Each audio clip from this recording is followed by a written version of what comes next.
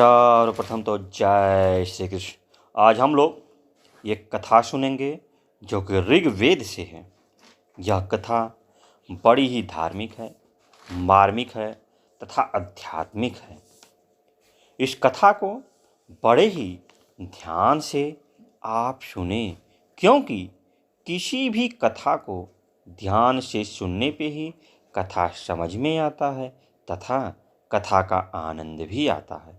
तो चलिए कथा को सुनते हैं हम लोग।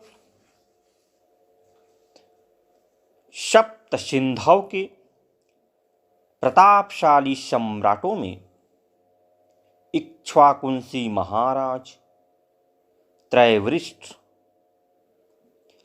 त्रैरूढ़ अत्यंत प्रतापी और उच्च कोटि के विद्वान राजा हुए।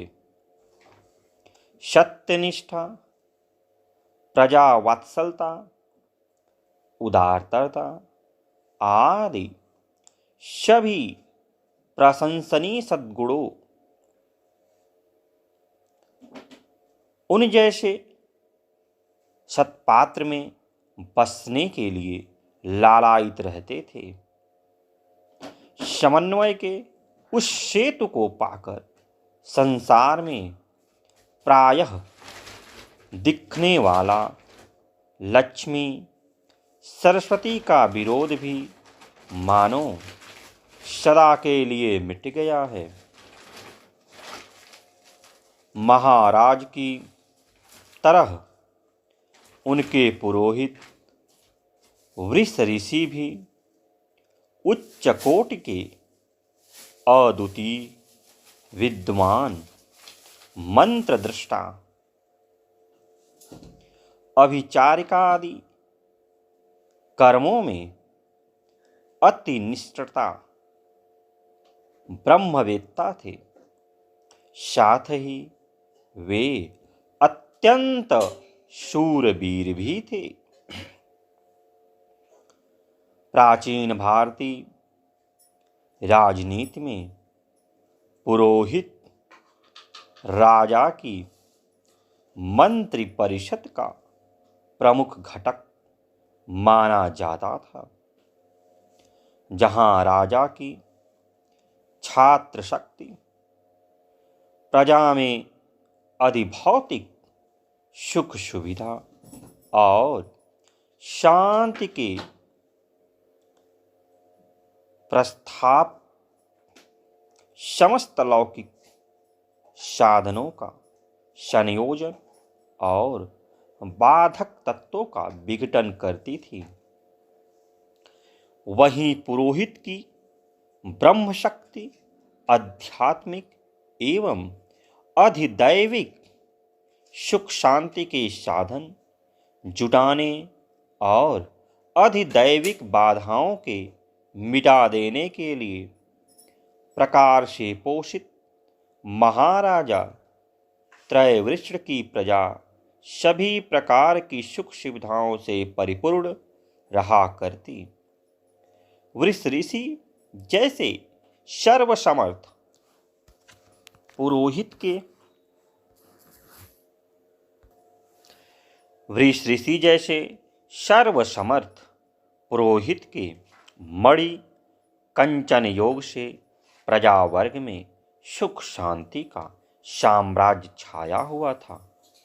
एक बार महाराज ने सोचा कि दिग्विजय यात्रा की जाए।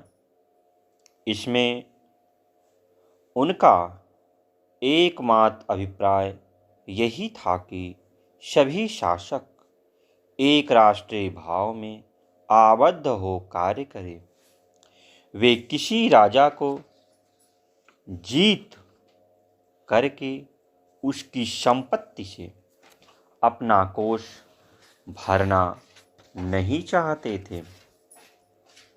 प्रत्युत उनका यही लक्ष्य था कि इस अभियान में विजित संपत्ति उसी राजा को लौटाकर उसे आदर्श शासन पद्धति का पाठ पढ़ाया जाए और उस पर चलने के लिए प्रेरित किया जाए। इस प्रसंग में जो सर्वथा दुष्ट, अभिमानी, प्रजापीड़क शासक मिले, उसका कंटक शोधन भी एक अनुषंगिक लक्ष्य मान लिया गया। अतः उन्होंने पुरोहित वृष ऋषि को बुलाकर उनसे सादर प्रार्थना की कि प्रभो, मैं दिग्विजय यात्रा करना चाहता हूँ। इसमें स्वयं आपको मेरा सारथ्य स्वीकार करना होगा। ऋषि ने कहा, जैसी महाराजा की इच्छा। क्या आप बता सकते हैं कि मैंने अपने यजमान की कभी किसी इच्छा का सम्मान नहीं किया? महाराज ने कहा, ऋषि, इस कृपा के लिए मैं अनुग्रहित हूँ। आज महाराज इच्छुक त्रयवृष त्रयरूढ़ की विजय यात्रा का सुमुहूर्त है। इसके लिए कई दिनों से तैयारियां चली आ रही। चतुरंग वाहिनी पूरे समाज के साथ है। सुंदर भव्य रथ अनेकानेक अलंकरणों से सजाया गया है। महाराज त्रयरूढ़ ने प्राचीन वीरों का बाण पहन लिया है। सिर पर लौह निर्मित सिर शस्त्राण और शरीर में कवच, वाम हस्त में धनुष तो दक्षिण हस्त में भाला एवं बाण खचित तुरीड़ पीठ पर लटका रहा है तथा पैरों में पड़े हैं 12 चर्म निर्मित जूते। पुरोहित ऋषि भी, जो कभी वल्कल वसनों में विराजते, आज कवच सिर शस्त्राण से सुशोभित हो घोड़ों की रास पकड़े रथ के अग्रभाग पर विराजते दिख पड़े। प्रजा के आश्चर्य का ठिकाना न रहा। फिर देर क्या थी? रणदुंदुम भी बज उठी और सवारी निकल पड़ी विजय के लिए। महाराजा त्रयरूढ़ की सवारी जिधर जाती उधर ही विजय श्री हाथ में जयमाला लिए अगवानी करने लगती। एक नहीं, दो नहीं, दसियों सतियों पूर्व पश्चिम उत्तर दक्षिण सभी दिशाओं के जनपदों के सामंत और पुरोहित के राजा बहुमूल्य भेंटों के साथ हृदय के भाव सुमन महाराज के चरणों पर चढ़ाते स्वागत के लिए पलक पावड़े बिछाते, तो कुछ ऐसे भी मिलते जो अपने अपने सुरक्षित बल से महाराजा त्रयरूढ़ की सेना के साथ दो दो हाथ करने को तैयार रहते। महाराज जहां प्रजा पीड़क मदमत शासकों का गर्व चूर कर उन्हें सन्मार्ग का पथिक बनाते, वहीं पुत्र की तरह प्रजा के पालक शासकों का अभिनंदन करते और उन्हें सन्मार्गनिष्ठ बने रहने के लिए प्रोत्साहित करते। महाराज त्रैरुड़की की यह विजय यात्रा किसी के लिए उत्पीड़क नहीं हुई। उन्होंने प्रत्येक शतपथ पथिक का स्वागत ही किया। यही कारण है कि इस विजय यात्रा से सर्वत्र जनसाधारण में उत्साह की अपूर्व बाढ़ आ गई। यात्रा जहां प्रस्थान करती, वहीं जनसाधारण नागरिक एवं जनपदवासी शस्त्रों की संख्या में उसकी शोभा देखने जुट जाते। कुछ ही दिनों में सर्वत्र विजय वैजयंती फहराते हुए महाराजा त्रैरूड़ बड़े उल्लास के साथ अपनी राजधानी की ओर लौट रहे थे। राज्य की सारी जनता उनके दर्शन के लिए उमड़ पड़ी। व्यवस्थापकों के लिए जनता पर नियंत्रण पाना कठिन हो रहा था। सर्वत्र उत्साह और उल्लास का वातावरण छाया था कि अकस्मात ही रंग में भंग हो गया। लाख ध्यान देने और बचाने पर भी शोभा यात्रा के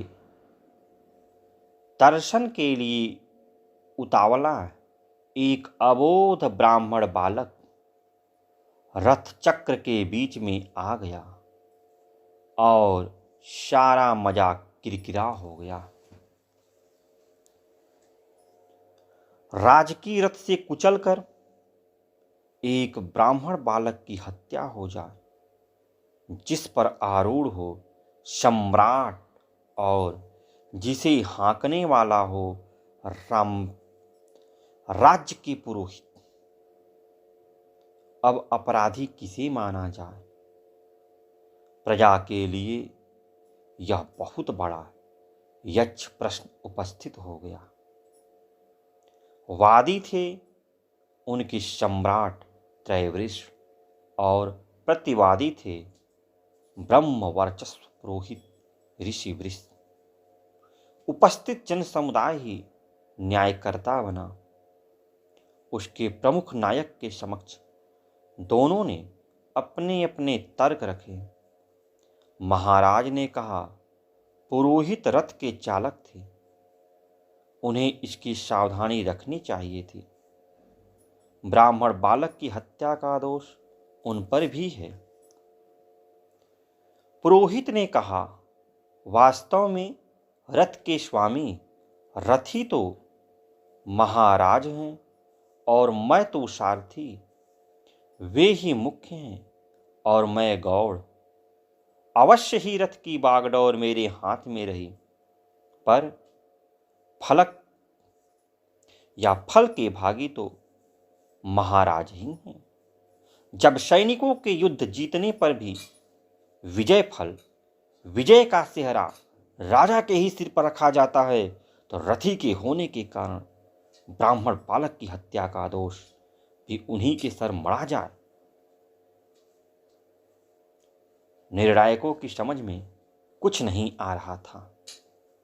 पुरोहित का कहना न्याय संगत तो लगता, पर महाराजा का मोह और प्रभाव उन्हें न्याय से विचलित करने लगता। अंततः वही हुआ। निर्णायक सत्ता के प्रभाव में आ गए और उन्होंने महाराजा को निर्दोष और पुरोहित को दोषी घोषित कर दिया। पुरोहित राष्ट्रीय हित की दृष्टि से मौन रह गए। उन्होंने प्रतिवाद में एक भी शब्द नहीं कहा। सभी उपस्थित जन चुपचाप देखते रह गए। इसी बीच पुरोहित ने वार्षस शाम का मंजुल गाना गाया। फलस्वरूप अकस्मात मृत ब्राह्मण बालक जी उठा। सभी यह देख आश्चर्यचकित रह गए, पर पुरोहित यह कहते चले कि ऐसे राज्य में रहना किसी मनुष्य पुरुष के लिए उचित नहीं है। सबने रोकने का बहुत प्रयत्न किया, परंतु ऋषि ने किसी की एक न सुनी। ब्राह्मण बालक के जी जाने से लोगों के आनंद का ठिकाना न रहा, पर पुरोहित को ही अपराधी घोषित करना और उनका राज्य से चले जाना सबको खटकने लगा। कारण यह समस्त राज्य के लिए खतरे से खाली नहीं था, क्योंकि पुरोहित को राष्ट्रहित में अत्यंत महत्वपूर्ण माना गया है। वे अपने तपोबल और मंत्र शक्ति से सारे राष्ट्र की सब प्रकार से रक्षा किया करती हैं। वे 5 ज्वालाओं से युक्त वैश्वानर कहे गए हैं। उनकी वाणी स्थित प्रथम ज्वाला स्वागत एवं सम्मानपूर्ण वचनों से शांति की जाती है। पाद्य के लिए जल लाने से पाद्य स्थित ज्वाला शांत होती है। शरीर को नाना अलंकरणों से अलंकृत कर देने पर त्वक स्थित ज्वाला का शमन होता है। नितांत तर्पण से हृदय स्थित ज्वाला और घर में पूर्ण स्वतंत्र देने से उनकी उपस्थित की ज्वाला शांत होती है।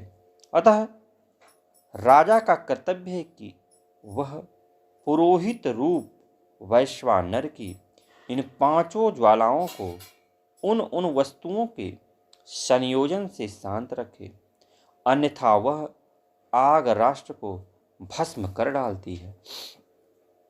यहाँ तो ऋषि वृष पुरोहित के अपमान और उससे क्रुद्ध होकर उनके चले जाने से राष्ट्र को उनकी ज्वालाओं ने नहीं जलाया।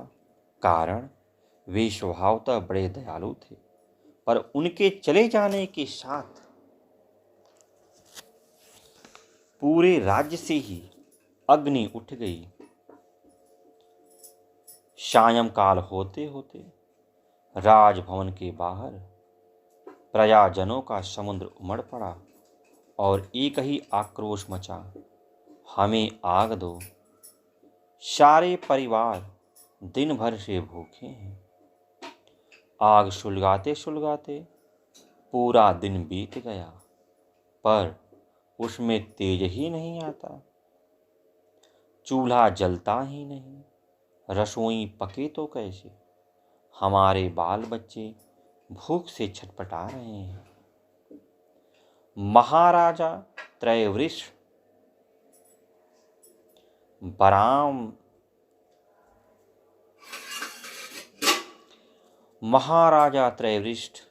बाहर आए। अपनी प्रजा की यह दशा देख उन्हें भी अत्यंत दुख हुआ।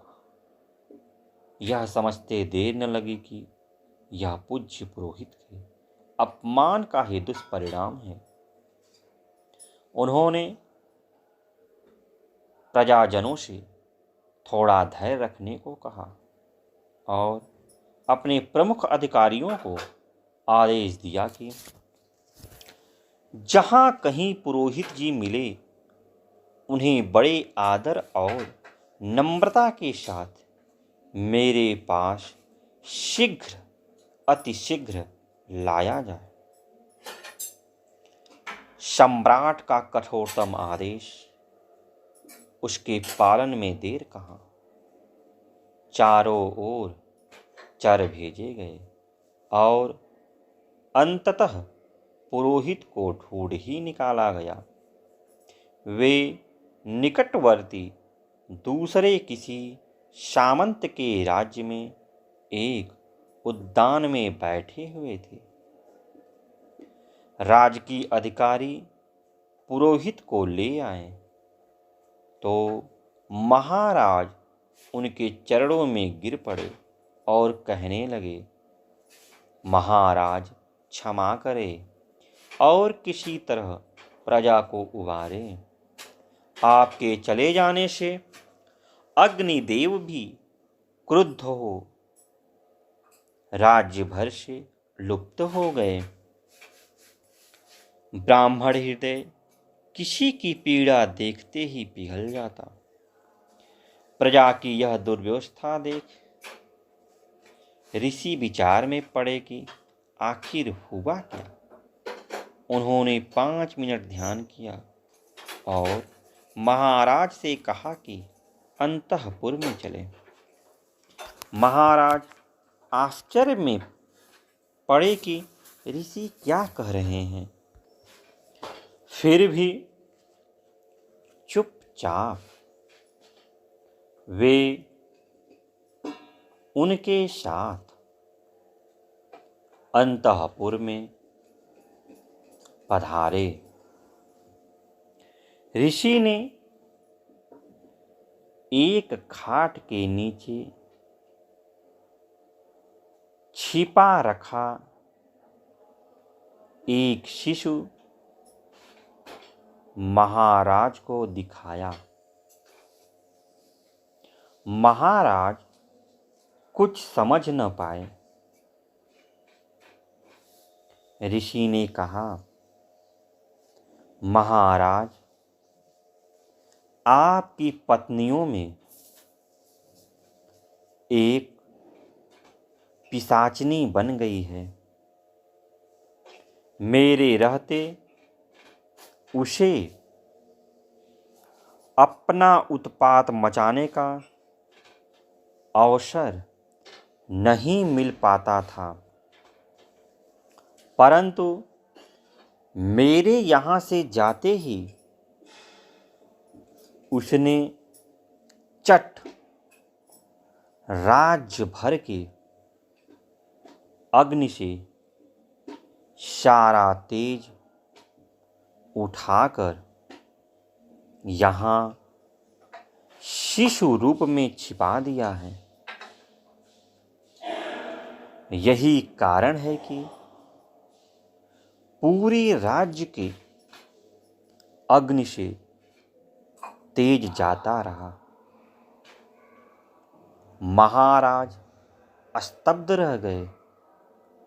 वे पुरोहित की ओर देख करुणा भरी आंखों से इस संकट से उबरने की विनम्र प्रार्थना करने लगे। वृष ऋषि शिशु रूपधारी अग्नि तेज को संबुद्ध कर आर्षवाणी में स्तुति करने लगे। अग्नि नारायण, आप बृहत ज्योति के साथ प्रदीप्त होते और अपनी महिमा से समस्त संसार वस्तुओं को प्रकाशित करते हैं। प्रभो, आप असुरों द्वारा फैलाई हुई माया को दग्ध कर प्रजाजनों को उनके कष्टों से बचाते हैं। राक्षसों के विनाश के लिए अपनी ज्वालाएं तीक्ष्ण करते हैं। जातवेदा, आप अनेक ज्वालाओं से युक्त हो निरंतर बढ़ते हुए अपने उपासकों की कामनाएं पूरी करते हैं और उन्हें निष्कंटक धन लाभ कराते हैं। स्वयं अन्य देव आपकी स्तुति करते हैं। भगवान वैश्वानर हवि को सिद्ध करने वाले आप मानव मात्र का कल्याण करे। प्रभो,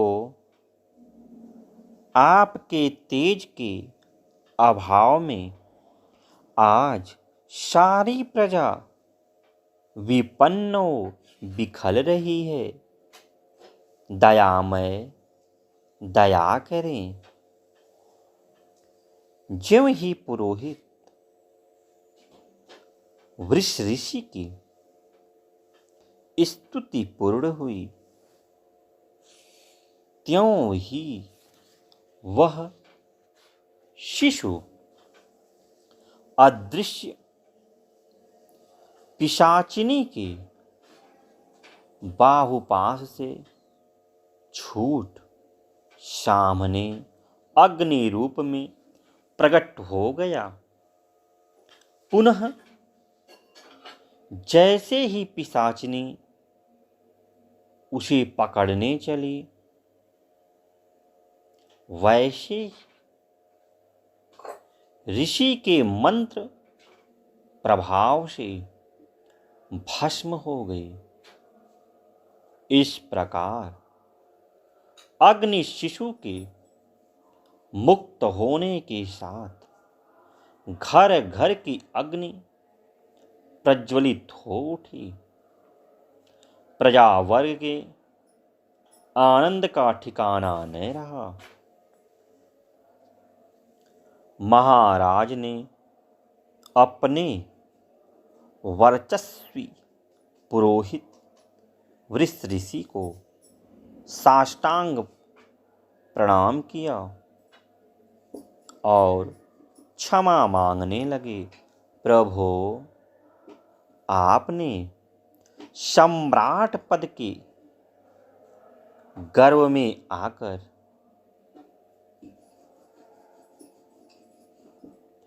मैं भी अन्यायपूर्वक आपका घोर अपमान किया, फिर भी आप कुछ नहीं कहें। चुपचाप ब्राह्मण बालक के जीवन दान का मुझ पर अनुग्रह करते हुए यहाँ से चले गए, परंतु मैंने जो पाप किया है उसका फल मेरी प्रजा को बुरी तरह भुगतना पड़ा। इसका मुझे भारी खेद है। धन्य है आपकी क्षमाशीलता और प्रजा वात्सल्य, जो आपने मुझे और मेरी प्रजा को पुनः उबार कर कृतार्थ किया। पुरोहित ने राजा को यह कहकर उठाया और गले लगाया कि महाराज, इसमें मैंने क्या विशेष किया? आपके राज्य का पुरोहित होने के नाते प्रजा का कष्ट निवारण करना मेरा परम कर्तव्य है। इससे मैं दूर कैसे हो सकता हूँ? आप ही बताएं। महाराजा के नेत्रों से दो अश्रु ऋषि के चरणों पर ढुलक पड़े। ऋषि वहीं राज्य में राजा के कहने पर रुकना चाहा। तो आज हम लोगों ने ऋग्वेद से जो कथा सुनी, बड़ी ही धार्मिक और मार्मिक रही, आनंददायक रही। जय श्री कृष्ण। जय श्री कृष्ण।